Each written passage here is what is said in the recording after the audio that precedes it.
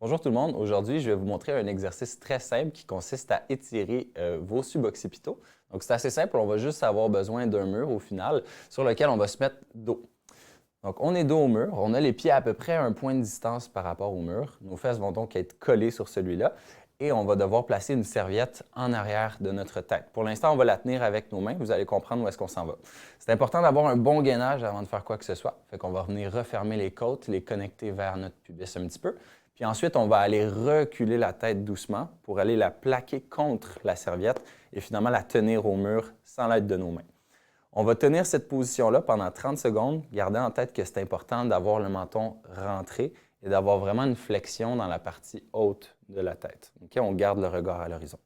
Donc, une fois qu'on a tenu ça 30 secondes, on peut relâcher. On peut répéter encore 2 fois si on le souhaite. Et donc, voilà comment on étire nos suboccipitaux.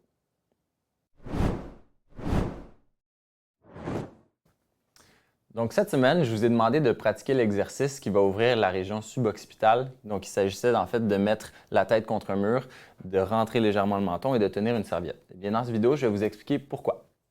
Donc, premièrement, il faut savoir c'est quoi la région suboccipitale et qu'est-ce que c'est les muscles suboccipitaux. Si on regarde juste ici, la partie ici inférieure du crâne, on appelle ça l'occiput. Okay?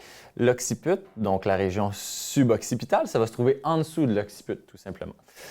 Donc, c'est la région qui va connecter la base du crâne et les premières vertèbres cervicales. Il faut savoir que dans cette région-là, il va y avoir plein de petits muscles, un peu comme dans une forme de I majuscule qui va relier les vertèbres et la base du crâne un peu, tout comme ça, bien aligné.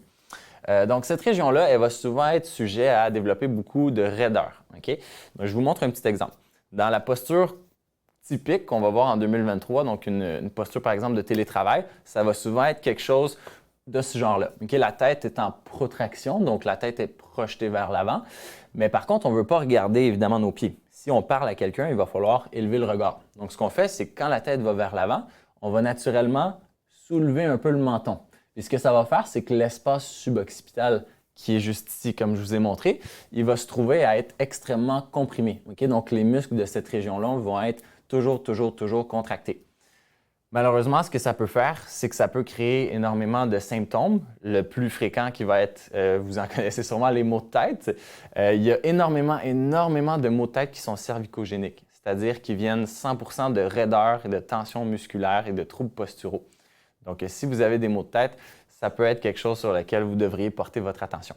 Donc, l'exercice va tout simplement faire en sorte que la région suboccipitale, en replaçant la tête au-dessus des épaules et en rentrant légèrement le menton dans le but d'allonger la nuque, eh bien, on va tout simplement faire un genre d'étirement des muscles suboccipitaux et travailler nos muscles antagonistes qui se trouvent à être les fléchisseurs du cou en avant, donc qu'on active en rentrant tout simplement le menton.